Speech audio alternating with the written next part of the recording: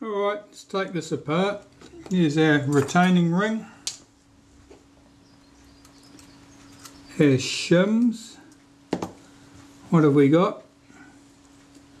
2 paper shims, 1 steel shim.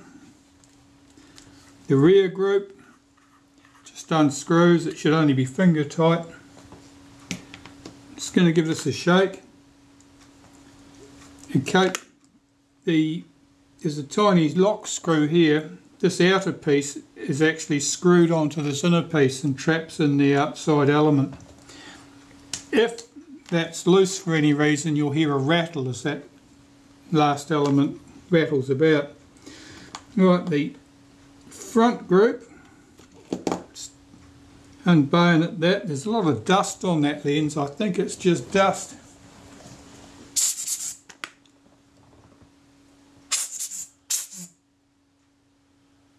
Most of it blew straight away, the rest of it will probably go when I clean it. We're down to the shutter itself. It's been serviced before. There's a sharp scratch across here that's been filled with paint. That means that somebody went to loosen this screw and slipped off and wrecked that retaining ring. To get a retaining ring off, this has been buggered up quite well. To get the retaining ring off this, don't use a screwdriver, use a toothpick or a bamboo skewer or something, use that to turn it. Otherwise you end up leaving huge scratches in here, which somebody else has done before. At least they had were ashamed of their actions and filled the scratches up with paint.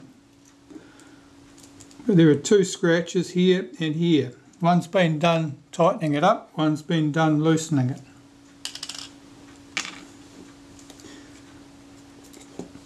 That's the lens mount, that's the bayonet.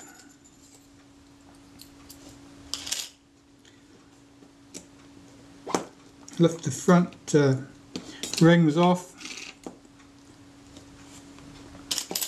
This is the shutter speed settings cam plate.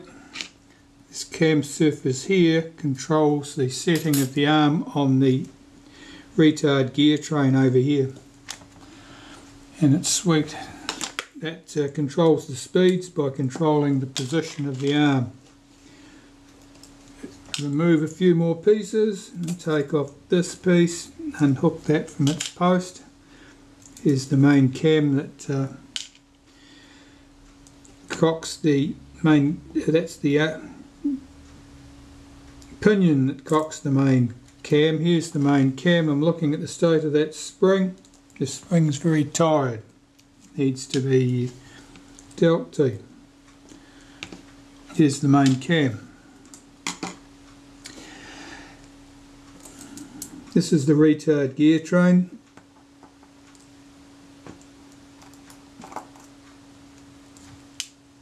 Looking at the position of this and looking at the state of that main spring, I'd say that the shutter would have had a tendency to run quite slow.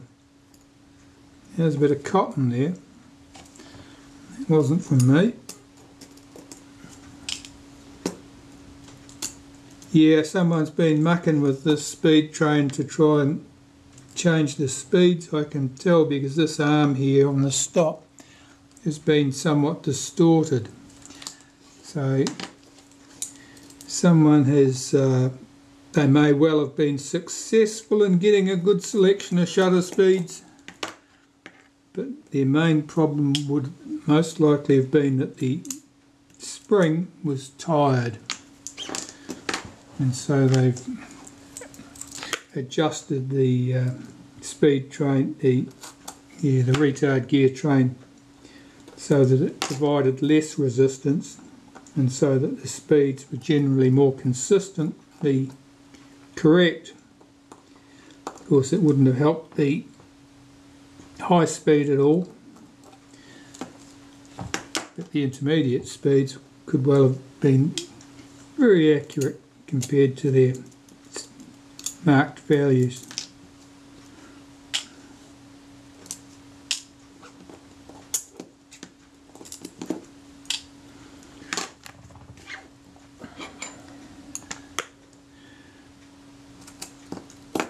Yeah, it was good to get that off. It was quite lucky to get that spring off with a pair of tweezers, because normally you need to find my needle nose pliers to do that. It's quite a strong spring. Right, some springs to remove. Well, there's one right here. I'm putting a toothpick over the centre so it can't escape as I unhook it. I've unhooked it. There's the spring. Easily lost. And anything that's easily lost and is very small tends to be in short supply, because everybody's spares have been used up.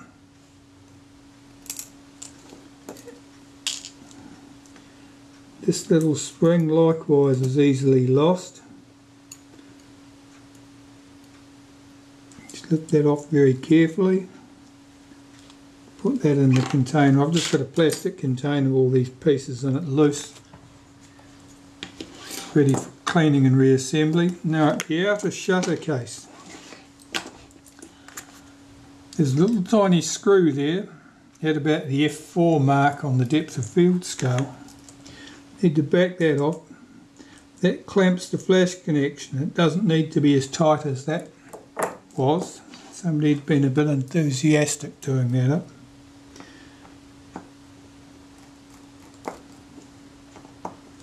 Three screws hold the outer case in place.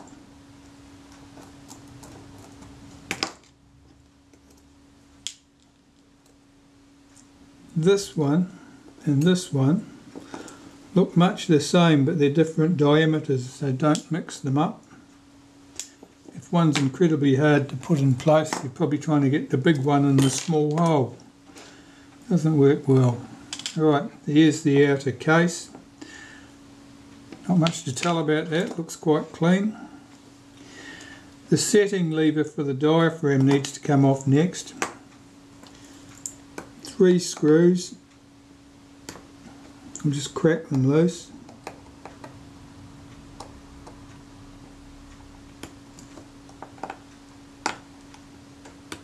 I'm holding this on a wooden block because it's handy to work on. It means I can press down firmly against that surface, and that helps prevent any danger of the screwdriver coming out of the slot in the screw and causing me grief. Well, so the setting lever, I can see here it's filled with dirty old grease, and the grease is quite visible on the back here. That would make that lever quite stiff, and that causes problems. This is just a shim, that should be nice and clean. This is the setting lever for the flash sync speeds and the self-timer. And if you look at this, you can see this is not at 90 degrees. It means that someone's given it an extra good push at some stage. For what purpose? Who would know? Right, 3 screws hold the shutter case and the blade actuating ring together. And they are good and tight.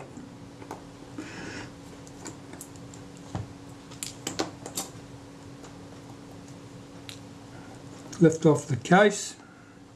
Now the case has the diaphragm in it. This is a little bit stiff, it moves quite freely. The blades might have had a hint of oil on them. There's no great problem there, it's probably just a bit stiffer than it should be. Here's the mechanism plate. Now, here,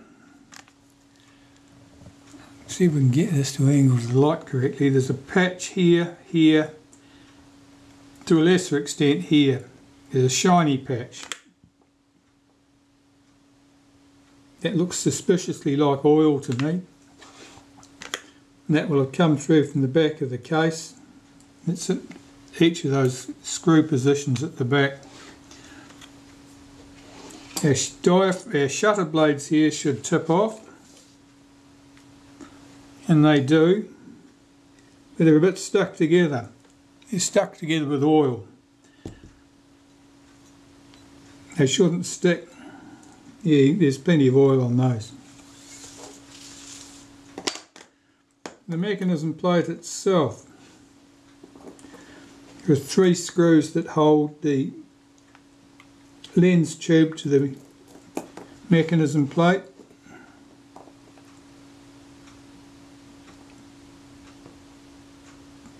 These screws are very tight. Try another screwdriver here. And use 2 hands. That's it. Very important not to let the screwdriver cam out, otherwise the screws will get damaged.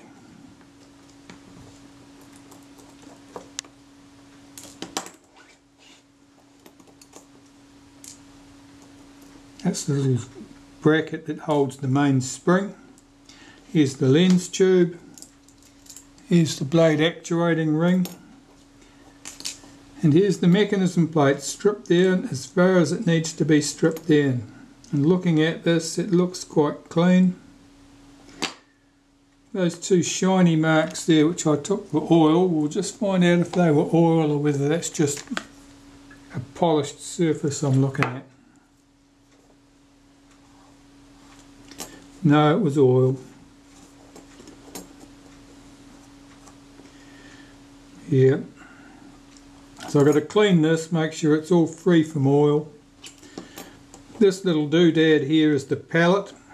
The pallet wheel rattles backwards and forwards on that and controls the rundown time of the flash sync mechanism. For bulb flash, the flash sync mechanism, basically what it does is that when you fire the shutter, it fires the flash basically, and then as the timer runs down, then it releases the shutter. It's to give the flash bulbs time to start burning at peak brilliance before the shutter blades open and close to make the exposure. Because flash bulbs have a measurable warm-up time, if you like, unlike electronic flash, which for practical purposes you can consider to be instant. Okay, so all this stuff needs to be cleaned. Let's have a quick look at these shutter blades. Definitely oily. Hopefully those marks were just oil and they'll all come off in the cleaning process. Let's bring this back.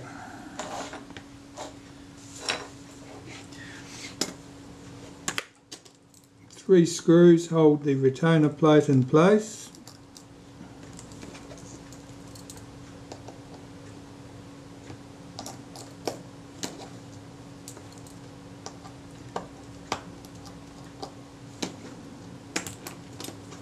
So we have our retainer plate. Here's our 5 diaphragm blades. A little bit oily, nothing bad.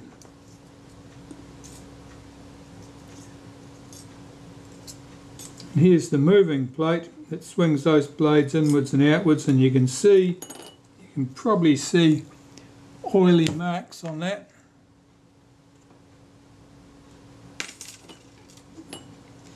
It's hard to get that positioned right for the light, but there's an oily pattern here, here, here and here where the blades have been sitting together against it. Here's the shutter case. It's a little bit dusty and dirty looking. The back of the case, much the same. This is not a bad example by any means. This looks quite good. And all of this stuff just needs to be cleaned.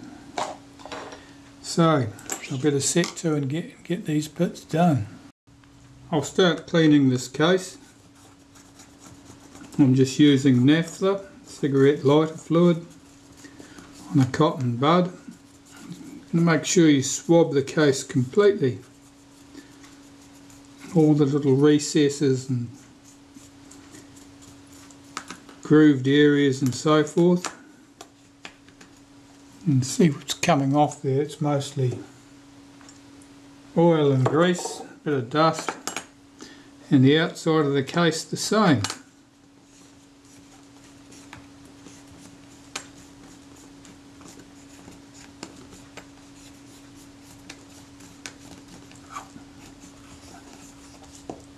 The mounting ring where it mounts to the camera body.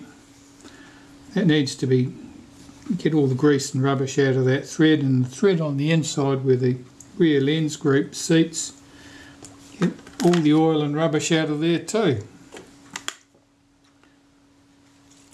And when you think you've done a reasonable job, go back and do it again.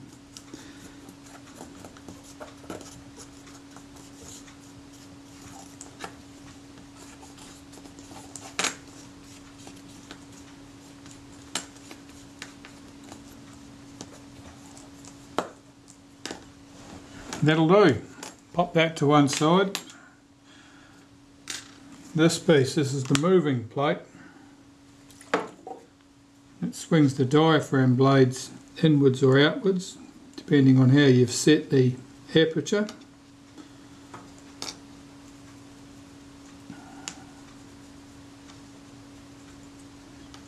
If you handle this by the edges, you'll get away well. Don't grab it flat between finger and thumb, you'll end up leaving your signature behind. You can see a fingerprint or two on here already. That's fingerprints just etch into metals like this. It's the salts and oils and your perspiration that do the damage.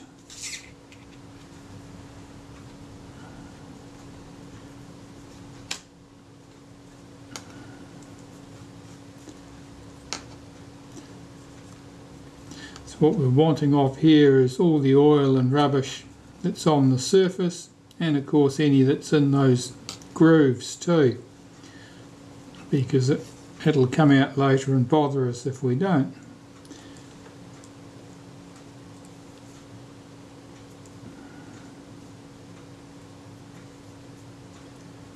Obviously not going to get every last mark off here. Where those oil stains were, there's permanent marking in there. Now that's the shape of the ends of the blades. Those marks, it could be oil. That's what tends to happen with oils over time, is that they oxidise or whatever, and you're just left with a hard lacquer. Where there used to be runny oil, you end up with a hard lacquer, and that is often impervious to just about anything. And probably that's what a lot of that stuff is.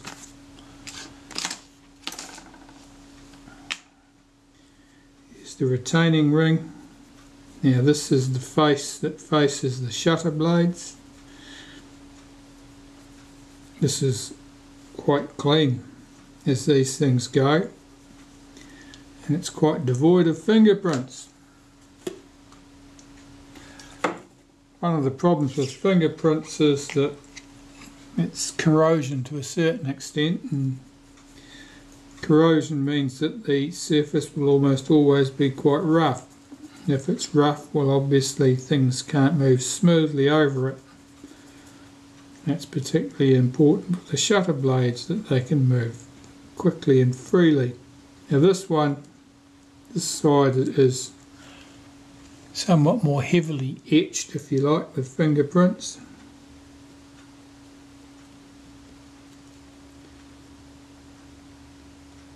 This is the side towards the diaphragm blades.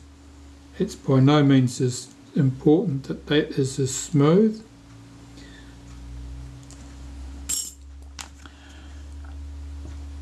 And the diaphragm blades themselves, they'll need to be swabbed carefully. The diaphragm blades are somewhat delicate because they have the rivets on them that form the pivot points. They're a bit vulnerable to damage when you're trying to clean them. Shutter blades by comparison are easy because they're just a dead flat piece of metal. No protrusions to catch on your cleaning cloth or cotton bud. The diaphragm blades, you need to be a little bit more cautious.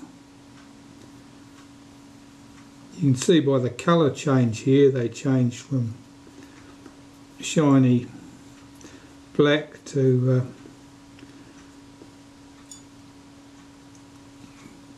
dull charcoal grey as I remove all those oils. And there are permanent marks on these blades. Marks like I'm seeing across there, it'll either be a wear mark where the other blades have rubbed against it, or it'll be something to do with the oil. It'll be the remnants of the oil that was on those blades. These aren't particularly oily, but I can tell that there's stuff coming off on the cotton bud.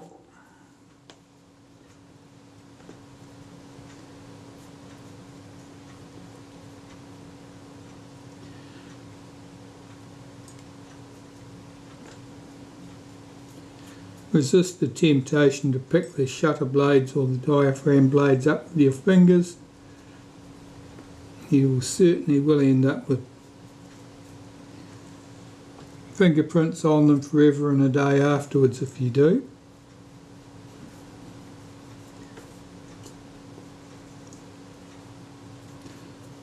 The diaphragm blades generally in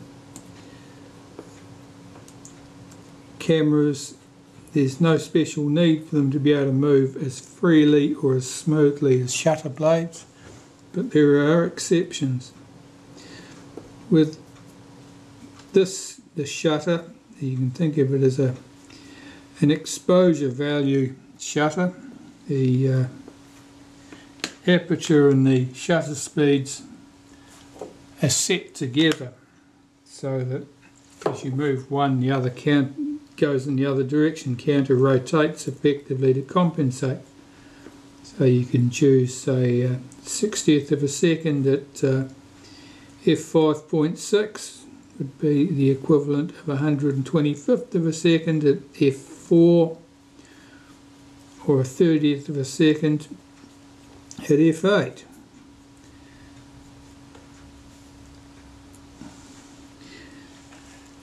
And because the shutter speeds and the diaphragm, the shutter speeds and the aperture settings are linked together, they're only linked together with a detent spring for all practical purposes. If one of them doesn't move smoothly, if the diaphragm doesn't move smoothly, you shift the shutter speed, the diaphragm may stay where it was, and if you don't notice, you may find that you've got an exposure problem. Okay, that's ready to assemble.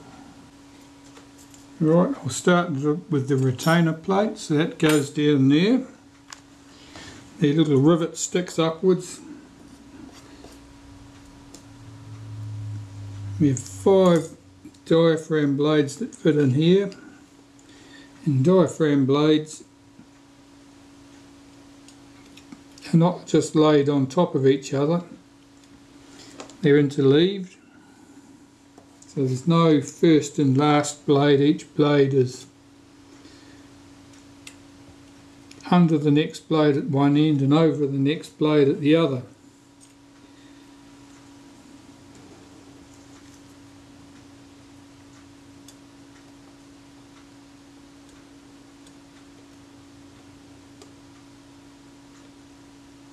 As you get to the last blade, you've got to swing the early blades out of the way to get access to the mounting holes, the pivot points.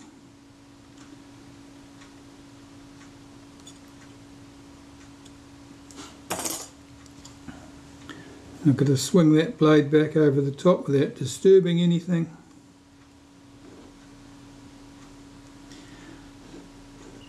It's done. Now the moving plate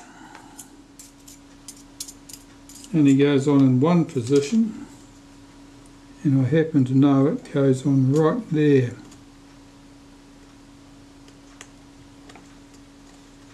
It's seated over those pivots, and the case goes on. That little rivet I spoke of, that comes up through a hole in the case here. got to line that up.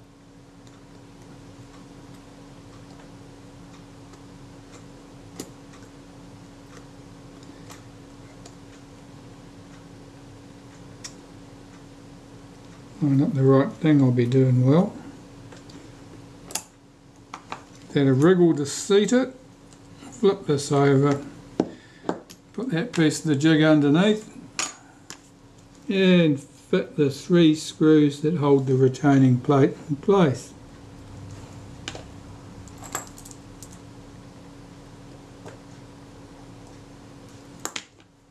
You do these up very lightly until you are absolutely sure that all the blades are seated correctly, because it's very easy to knock something out of place, and you don't want a blade getting damaged because it's been squashed between the retaining plate and the case. Right, let's have a look at this. So I'm just checking my 5 pivot pins are all in place there.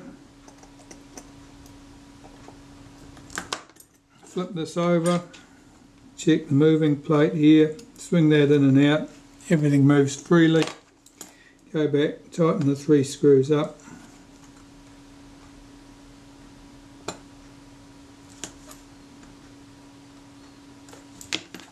Check again to make sure things still move freely. That's good. Yeah, there's some slight marks on those blades, nothing serious, and marks on the blades are more a cosmetic issue than anything else. Right, we can put that to one side. Start on the mechanism plate. The mechanism plate basically needs the same attention. Just swabbing it all over with naphtha. Of course, there's a lot more going on here, levers and stuff.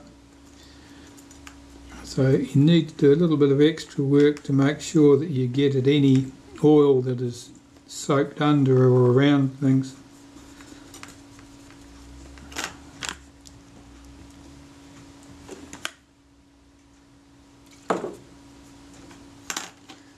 This is the side that faces the shutter blades. This is the side that it's most important to have clean and oil free.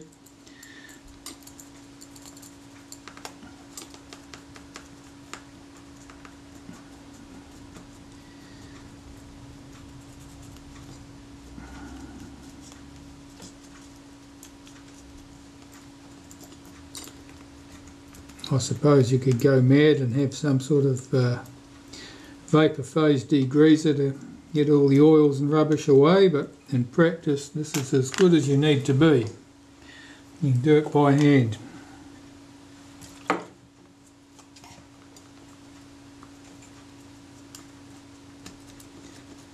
The disadvantage in using cotton buds like this when you're cleaning stuff like this is that you can leave traces of cotton behind, so you always need to be aware of the possibility of little bits of cotton hooking onto something and staying there to jam things up at a later date.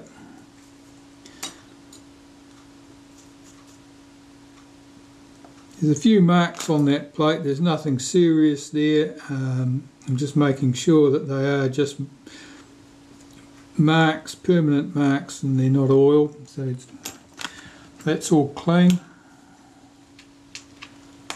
The lens tube, well, this will have some grease around the outside where the rings have run.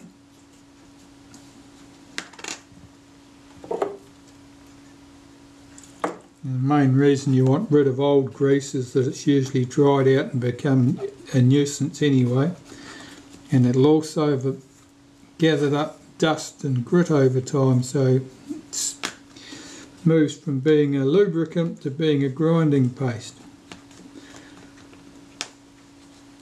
So this groove around the back here, this recess, that's where the blade actuating ring will run, so I'm just making sure that there's no impacted dust or grit in there, and of course the lens will sit down into here. It doesn't actually screw into there, it doesn't screw into anything here, it just sits down into it. The blade actuating ring, this has got graphite grease on it by the looks of it. I'll lubricate this with some graphite powder, but you can use graphite grease sparingly. Sometimes I've used molybdenum paste sparingly. One of the good things about graphite powder is that it never gets sticky, and it doesn't attract dust and hold it there as a grinding paste, whereas oils and greases are pretty good at that. Just making sure this is clean. It's always worth having a look at this to make sure there's no corrosion or anything on it. Usually there's not. Your big problem with shutters tends to be oil in places you don't want it, which of course if there's oil on it it's not going to rust anyway. So that all looks good, and I can assemble that mechanism plate.